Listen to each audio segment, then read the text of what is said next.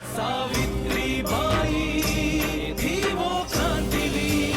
यदि तुम सर्वनाश से बचना चाहते हो तो तुम्हें ये करना होगा। मेरा कार्य था तुम्हें मार्ग दिखाने का, अन्यथा अपने सर्वनाश के लिए तैयार हो जाओ। मुझे तुम्हारे विचार पर कभी कोई आशंका नहीं थी ज्योति। हाँ, अगर मैंने कभी कोई संदेह किया तुम पे तो सिर्फ तुम्हारे विचार दृढ़ करने के लिए। काका, आप भी ना फूल उगाते उगाते फूलों के जैसे मासूम हो चुके हो। ज्योति और सावित्री आपके लिए नहीं, पेशवा के लिए घातक है। बाबा, मुझे मालूम है कोई ना कोई बात तो है जो आप मुझसे छुपा रहे हैं। अगर मेरी जगह आपकी बेटी होती तो अपनी संकोच, अपने मन की बातें उससे कहते हैं ना। सावित्री, तू मेरी बेटी ही है।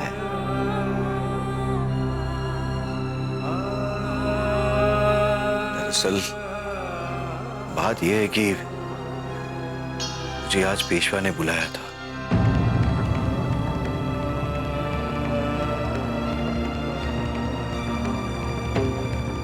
लेकिन पेशवा ने आपको क्यों बुलाया था? देख, ये बात तू ज्योति को मत कहना, वरना वो कुछ भी सोचेगा। बाबा, लेकिन पेशवा ने आपको क्यों बुलाया था?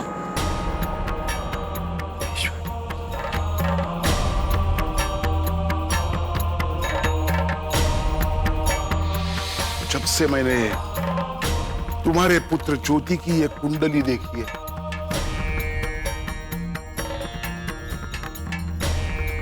तब से मैं तुम्हारे लिए बहुत परेशान हूं। ऐसा क्या लिखा है ज्योति की कुंडली में? तुम्हारा पुत्र ज्योति गंडयोग में जन्मा है। गंडयोग? हाँ गुरु, गंडयोग मतलब मूल नक्षत्र के प्रथम चरण में पैदा हुआ है तुम्हारा ज्योति।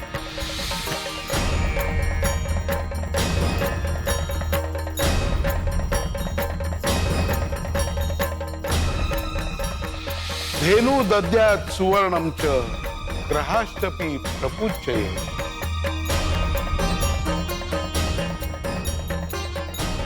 अर्थात अगर तुम्हारा ज्योति मूल नक्षत्र के किसी दूसरे चरण में जन्मा होता तो नवग्रह, स्वर्णदान, 2 दान से उसको बचाया जा सकता। तुम्हारा पुत्र प्रथम चरण में जन्मा है,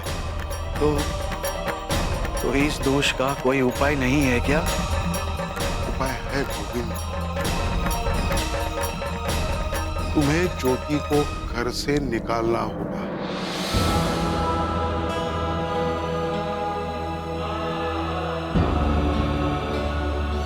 और पेशवा जी कह रहे थे कि मूल नक्षत्र में पैदा होने के कारण रावण ने अपने 1 लाख पुत्र को समुद्र में बहा दिया था।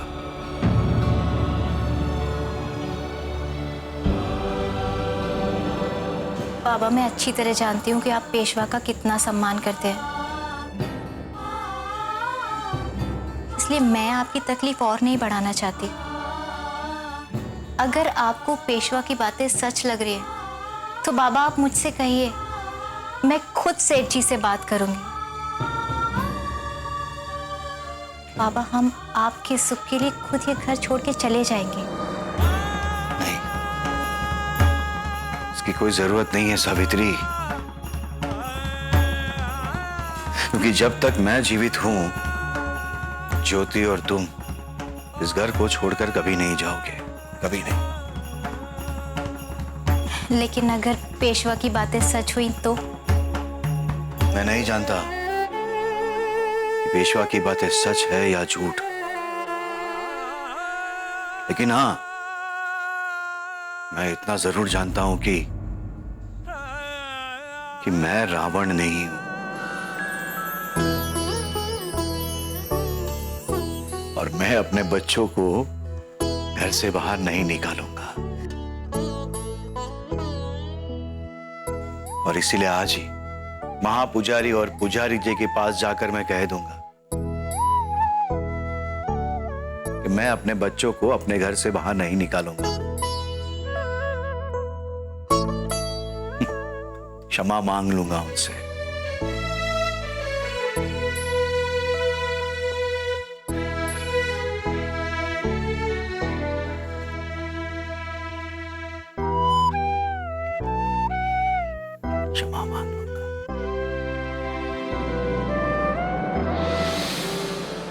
बस के ड्राइवर ने सामने गियर के ऊपर हुक से लटका रखी है कांच की 4 चूड़ियां हरी। मैंने ड्राइवर की नजरों में देखा, झलक रहा था दूधिया वात्सल्य उसकी बड़ी बड़ी आंखों में। आखिर झुककर मैंने उसे पूछ ही लिया, बस की रफ्तार के मुताबिक हिलती डुलती इन नन्ही चूड़ियों के बारे में। सचमुच आखिर एक बस ड्राइवर को उन चूड़ियों की क्या जरूरत है?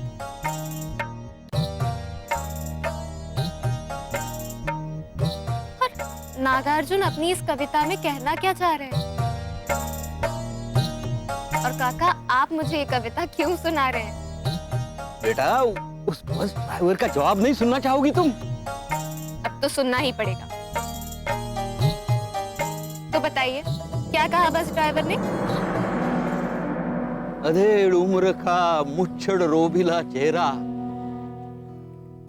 आहिस्ते से वो ड्राइवर बोला, प्राइवेट बस का ड्राइवर हूं तो क्या साहब, 7 साल की बच्ची का पिता भी तो हूं। कुछ ऐसी ही स्थिति गोविंदराव की भी थी।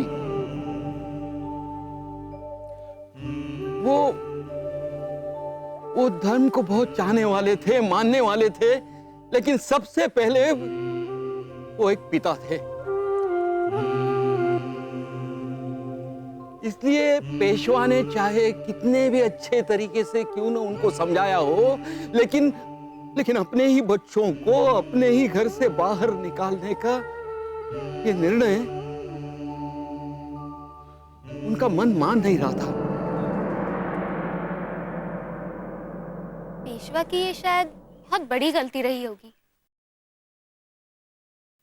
कि वो भूल गए थे कि भले ही गोविंदराव धर्म से डरते हों, लेकिन आखिरकार वो है तो एक पिता ही। हाँ काव्या, गोविंदराव ने माँ के गुजर जाने के बाद ज्योतिबा को माँ का प्यार भी दिया था।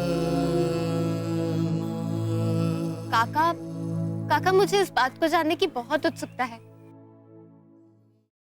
कि जब ज्योतिबा को गोविंदराव के इस निर्णय के बारे में पता चला होगा तो उन्हें कितनी खुशी हुई होगी। हाँ बेटा काव्या, ये बहुत ही एक अद्भुत क्षण था।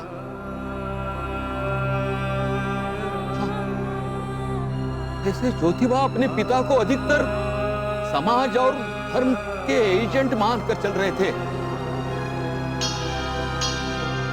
लेकिन जब सावित्री बाई ने उन्हें गोविंदराव के निर्णय के बारे में बताया तो उन्हें भी ऐसा लगा कि जैसे गोविंदराव सामने खड़े हैं और कह रहे हैं कि कितना भी बुरा हूं, लेकिन आखिरकार मैं पिता भी तो हूं।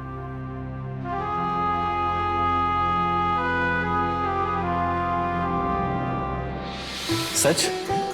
सावित्री, तुम सच कह रही हो? बाबा ने ऐसा कहा पेशवा से? बाबा ने खुद ऐसा कहा। बाबा ने कहा कि पेशवा इस बार चाहे कुछ भी कहे, मैं उसकी बात नहीं मान सकता। पेशवा बाबा से क्या कह रहा था? पेशवा बाबा को ये समझाने की कोशिश कर रहा था कि आपका जन्म मूल नक्षत्र के प्रथम चरण में हुआ है, तो इसलिए आप बाबा के लिए अशुभ हैं। और जिस तरह रावण ने अपने 1 लाख पुत्रों को समुद्र में बहा दिया था, उन्हें आपको घर से निकाल देना चाहिए। तो बाबा ने पेशवा से क्या कहा? वो पेशवा को मना करने गए हैं। बाबा ने कहा कि मैं रावण नहीं गोविंदराव हूं। मेरा बेटा चाहे कितने भी मूल नक्षत्र में पैदा क्यों ना हुआ, मैं उसे अपने घर से नहीं निकाल सकता। सावित्री, मैं बहुत खुश हूँ। तुम्हें बात समझ में आ रही है? सावित्री, इसका मतलब यह है कि समाज को पता चल गया है। समाज धर्म के पाखंडी बातों को जानना सीख गया है सावित्री। यानी बहुत जल्द पेशवा जैसे लोगों की गुलामगिरी से वो आजाद हो जाएंगे। बिल्कुल। आखिर ये झूठ का सिक्का कितने दिन तक चल सकता है?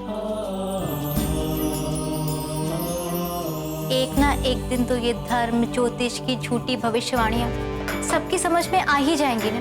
और देखो ना, बाबा ने तो इसकी शुरुआत भी कर दी है। बिल्कुल सही सावित्री। अगर बाबा जैसे लोग इन सब बातों को समझ सकते हैं तो मुझे पूरा यकीन है हमारी शिक्षा और आजादी की ये लड़ाई कभी व्यर्थ नहीं जाएगी। हम जीतेंगे सावित्री।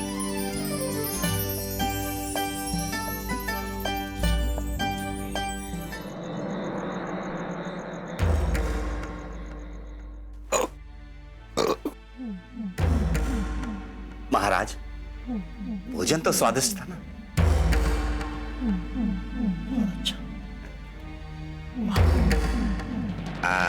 महाराज, वैसे पेशवा जी ने जो गोविंद को मंत्र दिया था कि उसका जो पुत्र ज्योति मूल नक्षत्र के प्रथम चरण में पैदा हुआ है, वही ज्योति उसके सर्वनाश का कारण बनेगा,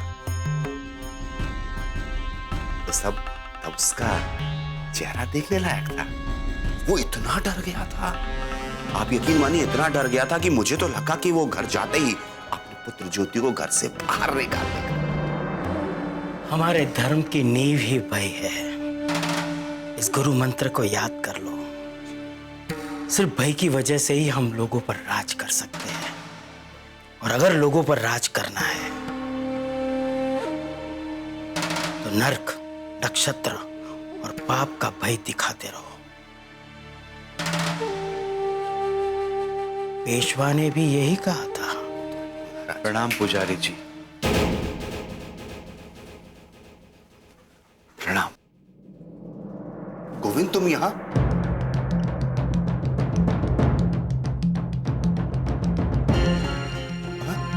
अब भी कोई शंका बाकी रह गई है क्या?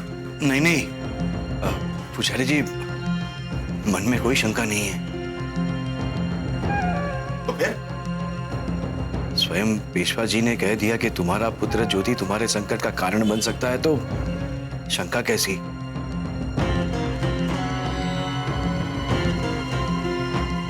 पेशवा जी ने जो वाणी की वो मेरे लिए भविष्यवाणी है।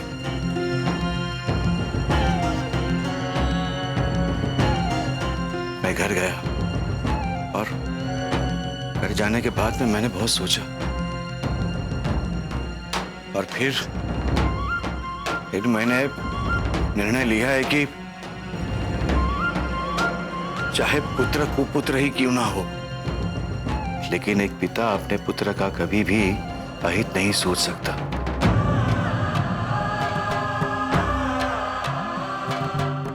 मैं जानता हूं कि आने वाले समय में ज्योति मेरे सर्वनाश का कारण बनेगी।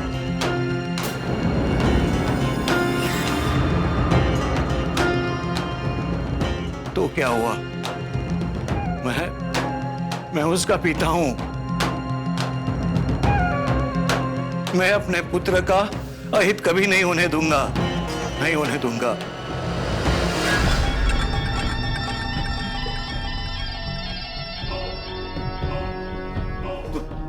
तो तुम कहना क्या चाहते हो? पुजारी जी, मैं आपका धन्यवाद करना चाहता हूं कि आपने मुझे सही राह दिखाया। मैं मानता हूं कि मैं मूर्ख हूं। मुझे ये भी पता है कि मुझे नुकसान होगा,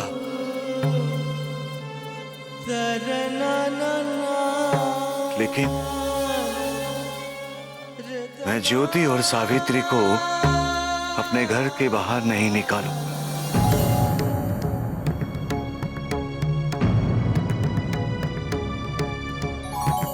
और ये बात मैं पेशवा जी से नहीं कह सकता, इतना साहस नहीं है मुझ में, इसलिए मैं आप दोनों के पास में आया हूं। मेहरबानी करके मेरी सहायता कीजिए, सहायता कीजिए मेरी। गोविंद, तुम जानते भी हो क्या कह रहे हो? किसकी आज्ञा को मानने से इनकार कर रहे हो? जानते हो, अगर ये बात पेशवा जी को पता चल गई तो इसका परिणाम क्या हो सकता है? नहीं विठल, गोविंद बिल्कुल सही कह रहा है। लेकिन महाराज, एक पिता होने के नाते गोविंद ने बिल्कुल सही निर्णय लिया।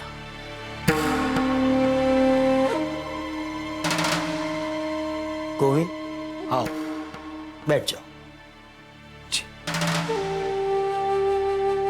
गोविंद, मुझे तुम पर गर्व है। एक पुत्र के लिए तुमने इतना बड़ा संकट मोल लिया। पिता हो तो तुम्हारे जैसा।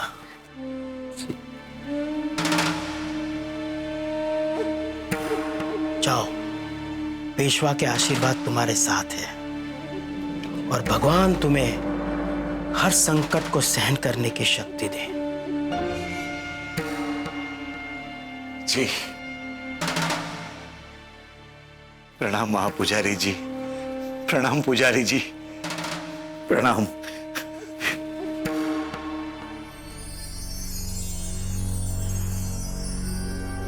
महाराज, आपने ये क्या किया? उस गोविंद को ऐसे ही जाने दिया? विठल, हर जंग शस्त्र से नहीं लड़ी जाती। कभी कभी बुद्धि का उपयोग भी किया जाता है। अपने क्रोध पर काबू रखो और बुद्धि का उपयोग करो। समझा नहीं? हम तुम्हें समझाते हैं।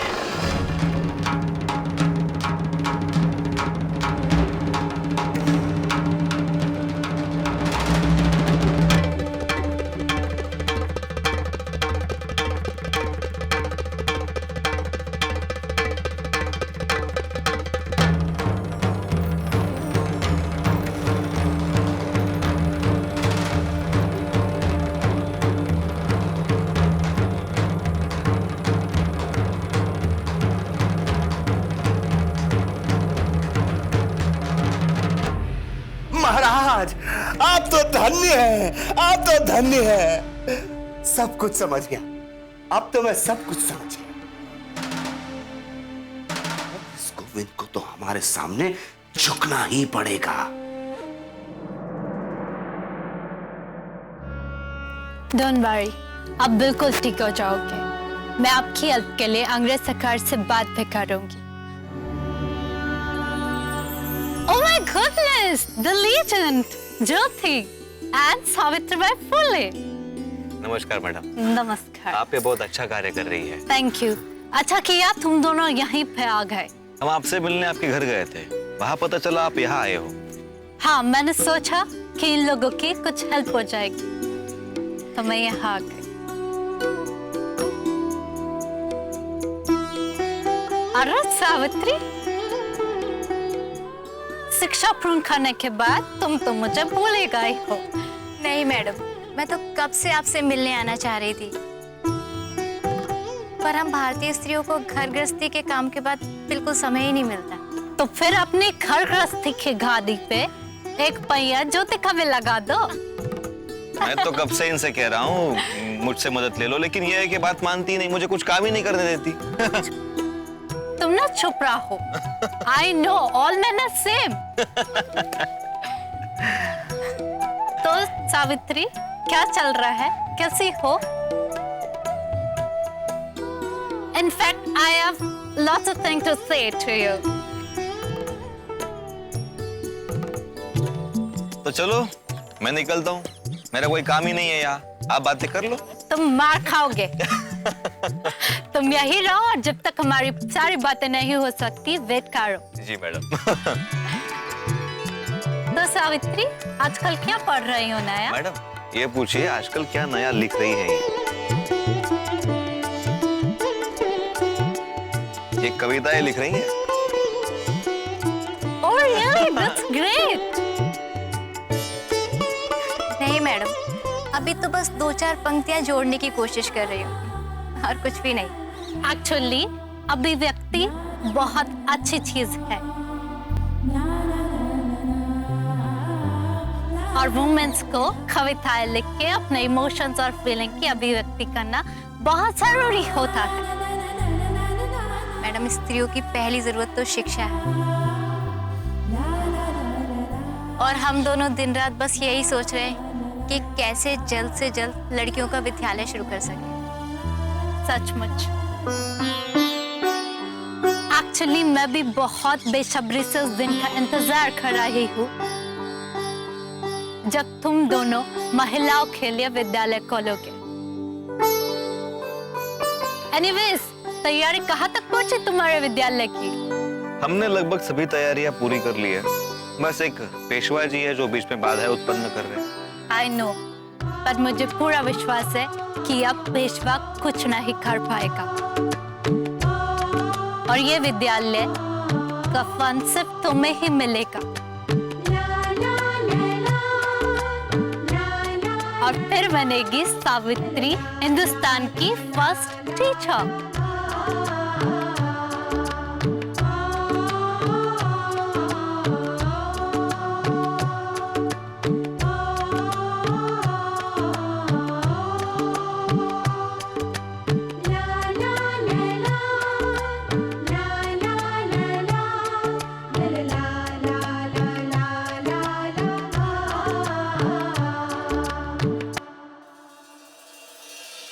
गोविंद, हम सब ने, पूना के सारे पुजारियों ने तय किया है कि आज के बाद कोई भी तुम्हारे फूल का उपयोग नहीं करेगा।